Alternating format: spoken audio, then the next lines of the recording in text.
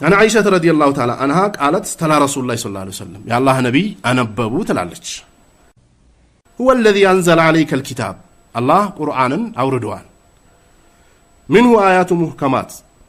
فانتو يالو نقادي لينقدباتشو يمايچل قلص يهونو የቁርአን አንቀጾች አሉ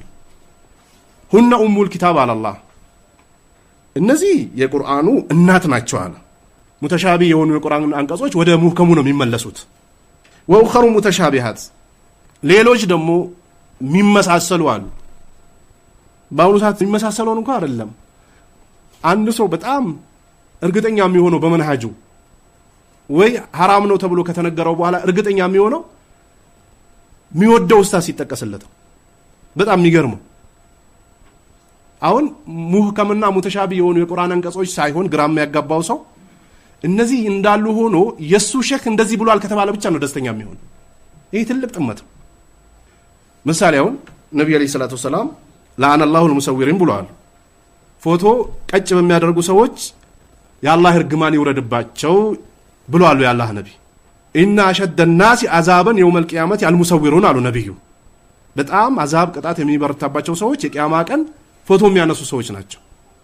ሙተዋትር ደረጃ የሚደርሱ ሐዲሶች አሉ ፎቶ حرام ስለመሆኑ የነብዩ ሐዲስ አንድ ሰው ሲነገረው እርግጠኛ አይሆን ግን ሼክ ሳሌህ አልፈውዛን እኮ ፎቶ መነሳት حرام ነው አይቻልም ብለዋል ሲባል ደስ የሚለው ያኛው ፎቶዋን ከሙተሻቢ ወጥቶ ሰው ወደ ሰው ገብቷል ወደ ቡድን ወደ ግሩፕ ማለት ነው ሰለፊዮች በፎቶ ዳዋ ሊያደርጉ ይችላሉ ደሩራ ነው ብሎ በዚህ ልክ የሚሄዱ ከሆነ እንግዲህ ከሰለፊያ አይወጡም ግን ፎቶ ርቆ ሰለፊይ ላይ የጸኑ ሰዎችና የነዚህ ሰዎች ፍቅራቸው እኛ ዘንድ አንድ ነው አይደለም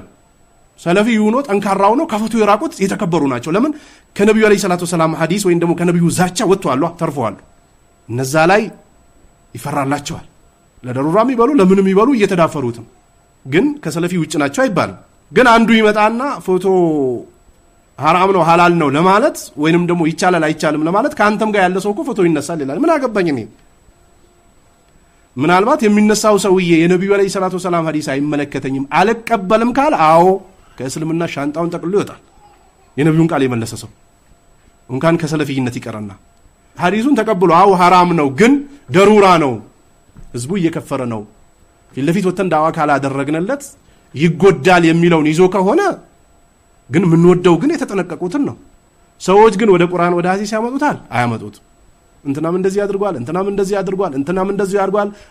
አሁን የወጣቶች ስራ እንደዚህ ነው በቃ ያላህ ነብይ በዚህ ጉዳይ ምን ብለዋል እስኪ ብሎ የሚጠይቅ ውስን ሰው ነው ያላህ ነብይ ፎቶ የሚያነሳው ፎቶ ያለበት ቤት መላእክት አይገባም ተደርድሮ ይያለ የዑለማዎችን ማግራራትና የዑለማዎችን ዘላ ነው የሚፈልገው አብዛኛው ሰው በዱንያ ቢሆን ግን ጠንካራው ነጋዴ የተኛው ነው ምንለው ዝም ብሎ ገራገር ነጋዴ ዱቤ ሰጥቶ ማይጠይቅ ዱቤ ሲሰጥ ማይጽፍ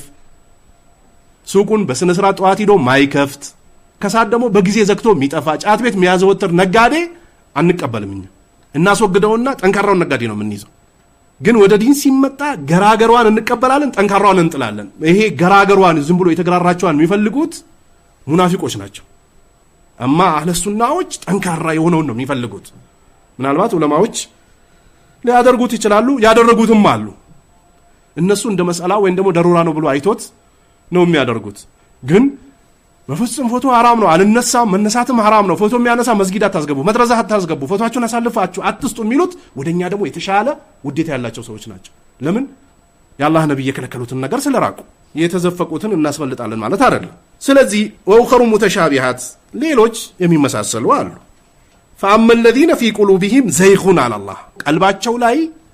ጥመት ያለባቸው ሰዎች በሽታ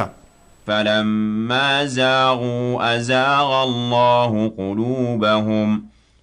والله لا يهدي القوم الفاسقين فلما زاغوا أزاغ الله قلوبهم إلى الله በጠመሙ ዞር ባሉ ቁጥር ቀልባቸውን አላህ ቆሻሻ ጥርቅም ያደርግባቸዋል በቃ በሄዱበት መንገድ ውጤቱን ያገኙታል ስለዚህ እነዛ ቀልባቸው ላይ በሽታ ያለባቸው ሰዎች ፈየተቢኡነ ማ ተሻበሀ ሚንሁ የሚመሳሰለውን ይከታተላሉ ቁርአን ላይ ያለ ሙተሻቢ የሆነን ነገር የሚከታተሉ ሰዎችን አላህ ያውቀሳቸዋል ተመልከቱ አሁን ስለ ሂጃብ ወይ ስለ ንቃብ ግልጽ የሆነ መረጃዎች አሉ ቁርአን አዟል ሐታ ነብዩ ሐጅ ላይ ፊት እንዳይሸፈን ጓንት እንዳይለበስ አዘዋሉ ግን ይላሉ ሰሃቦች ሐጅ ላይ ወንዶች ሲመጡብን እንሸፈን ነበር ወንዶች በሌሉበት ቦታ ደግሞ እንከፍት ነበር ይላሉ ለምን ሐጅ ላይ ፊትንም መሸፈን ጓንትም መልበስ አይቻልም ለሴቶች አማ ለወንዶች ሙሉ በሙሉ አውልቀን ሁለት ነገሮችን ነው የምንለብሰው ወንዶች በሌሉበት እንከፍታለን ወንዶች ሲኖሩ ደግሞ እንሸፍን ነበር ይላሉ ቁርአኑ ቀጥታ መጥቶ የሆነ ነገር መጠየቁን ካም ብትፈልጉ ከሂጃብ ጀርባ ጠይቋቸው አለ አላህ ይሄ ቁርአን ይያለ የዑለማን ንግግር ይፈልጋሉ የሼክ አልባኒ ንግግር በጣም የገረመኝ አንድ ጠንካራ የነበረ ዳዋ ሰለፊያ ላይ የነበረ ልጅ እኔ በፊት ቁርአን ሐዲስን እየቀራው ዩኒቨርሲቲ ላይ ያለው ሴቶችን ንቃብ አስለብስ ነበር አለኝ እሺ ስለው የሼክ አልባኒን ኪታብ ካነበብኩኝ በኋላ ተውኩት ተውበት አደረኳል የነብዩን ሐዲስ በማን ሻረው በሼክ አልባኒ ቁርአንና ሐዲስ ስለ ንቃብ እየቀራውና እያስቀራው ንቃብ አስለብስ ነበራል የሼክ አልባኒን ከሰማው በኋላ ግን ተውኩት አለ የኢብኑ ተይሚንን ፈትዋ ይዤ የአልባኒን ከሰማው በኋላ ቢል ልዩነት አለው የለው የነብዩን ሐዲስና የአላህን ቁርአን በማን መርጁ እያረገ ነው በአልባኒ ዑለማዎች እኮ ጥብቅ አይደለም እኮ የሆነ መስአላ ላይ እኮ ሊሰጡ ይችላል ሁሉም ሰለፊይ በሁሉም መስአላ ላይ ተስማምቶ ይላል አዎ በአቂዳ በመንሃጅ ላይ አንድ ናቸው ግን በሌሎች ነገር ሊለያዩ ይችላሉ አሊሞች የተለያዩ አሊሞችን የተንሸራተቱበትን መንሸራተት ፈልገህ ትሄዳለህ ከሄድ አላህ እኮ ይሄው ቁርአን ላይ የሚያወግዘው እኮ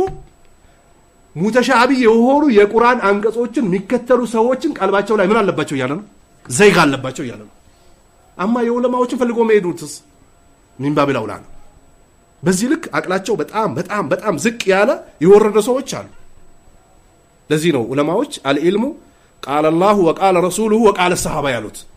علم ብሎ ማለት አላህ ብሏል ነብዩ ብሏል ሰሃቦች ብሏል እነዚህ ሶስት መሰረታዊ የእውቀት መርሆች ናቸው እነዚህን ተከትሎ የመጣ እንቀበላለን